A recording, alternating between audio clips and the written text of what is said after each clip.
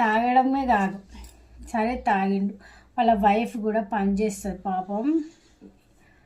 ఒక 1 hour journey వెళ్తుంది, 1 hour journey వస్తుంది వాళ్ళ వైఫ్. పిల్లలు ఇద్దరు. పాప కూడా పాపం ఫీజు తక్కువ అని ఇక్కడ నుంచి సికింద్రాబాద్ వెళ్తుంది వస్తుంది, ఫీజు తక్కువ అని అక్కడ సైడ్. అయితే మరి అంత పిల్లలు అడ్జస్ట్ చేసుకుంటారు, భార్య అడ్జస్ట్ చేసుకొని చేస్తుంది. ఎట్లయినా కానీ సంసారం అట్లా నెట్టుకొస్తుంది కదా. అయినా కూడా ఆ హస్బెండ్ తాగి వైఫ్ని, ఇంకా ఇంటర్ చదువుతున్న అమ్మాయి, ఇంటర్ సెకండ్ ఇయర్ చదువుతున్న అమ్మాయిని కొట్టిండు, చాలా కొట్టిండు. నాకైతే చాలా కోపం వచ్చింది అసలుకి. అట్లా చేతికి వచ్చిన పిల్లని కొట్టడం అసలుకి ఏమన్నా న్యాయమా అది? అట్లాంటి వాళ్ళని చూస్తేనైతే నాకు నిజంగా చెప్తున్నా ఎంత కోపం అంటే అంత కోపం వచ్చింది అసలుకి. అసలు ఆమె ఎట్లా భరిస్తుందో. మార్నింగ్ తెలుసా 8 వరకు ఇంట్లో నుంచి వెళ్ళిపోతుంది, మళ్ళీ ఇంటికి వచ్చే వరకు 8:30, 9 అవుతుంది.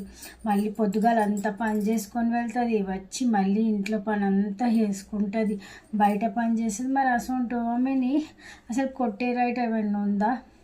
కొట్టే రైట్ అసలు ఉందా? తిట్టే రైటే లేదు, కానీ ఇంకా కొడుతున్నాడు పాపం ఆమెను చాలా. ఆమెకి పేషెన్సీ ఓపిక లేక అసలుకి వాడినైతే ఇంట్లో నుంచి కొట్టేసి తనైతే ఆ ఇంటిని వాళ్ళది రెంట్, అక్కడ నుంచి కాల్ చేసి వేరే దగ్గరికి వెళ్ళిపోయింది కదా.